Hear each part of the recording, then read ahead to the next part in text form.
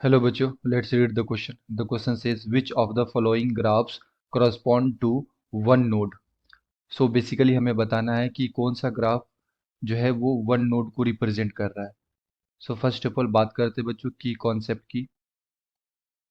तो basically question आया बच्चों प्रोबेबिलिटी डिस्ट्रीब्यूशन कर्व. तो बेसिकली कर्व बनाया जाता है बिटवीन द साई साई बोलते हैं हम लोग इसे. ये क्या होता है? Wave function. और बेसिकली ये जो वेव फंक्शन है ये रिप्रेजेंट करता है कि जो हमारा एटम है उसके उसके अंदर कहाँ पे इलेक्ट्रॉन का होने का प्रोबेबिलिटी है. ओके. सो ये इंडिकेट करता है हमारा वेव फंक्शन. सो हम लोग बोल सकते हैं ये क्या इंडिकेट करता है? प्रोबेबिलिटी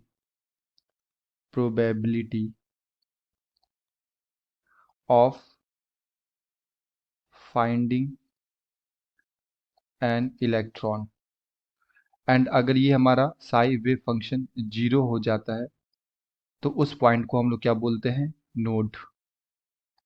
नोड का मतलब ये होता है बच्चों जहाँ पे जो प्रोबेबिलिटी है इलेक्ट्रॉन की होने की वो क्या हो जाती है? नेग्लिजिबल. इट मीन्स वहाँ पे कोई भी लाइक इलेक्ट्रॉन प्रेजेंट नहीं होता है. उस एरिया को हम लोग क्या बोलते हैं? नोड बोलते हैं.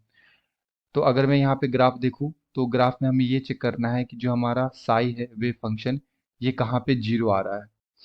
तो अगर मैं फर्स्ट को देखूँ तो यहाँ पे जो ग्राफ है हमारा वो साई के बीच में और ए नॉट रेडियस के बीच में बन रहा है. तो ये बेसिकली ए नॉट को क्या कर रहा है बच्चों? टच कर ही रहा है.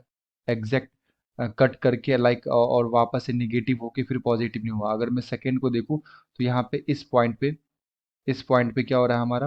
वेव फंक्शन जीरो हो रहा है एंड देन ये नेगेटिव आ गया हमारा और फिर ये पॉजिटिव की तरफ जा रहा है. तो ये इस लाइन को, ए नॉट वाले लाइन को एक पॉइंट पे कट कर रहा है. अगर मैं सी को देखूँ तो यहाँ पे एक पॉइंट पे कट किया और ये दो दूसरा पॉइंट हमारा और ये तीसरा पॉइंट है. तो बेसिकली यहाँ पे थ्री बार क्या हो रहे हैं?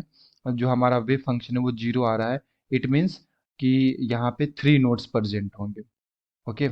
एंड यहाँ पे भी कितने हैं? यहाँ पे जीरो से स्टार्ट हुआ एंड देन फिर यहाँ पे एक बार टच किया. तो बेसिकली इस चारों ग्राफ के अंदर में एक ग्राफ हमारे पास ऐसा है जहाँ पे एक बार कट करके एंड देन ऊपर की ओर जा रहा है. सो जो करेक्ट ग्राफ हो जाएगा हमारा ये क्या हो जाएगा बच्चों? ऑप्शन नंबर बी हो जाएगा. और यहाँ पे कितने नोड प्रेजेंट होंगे? One node.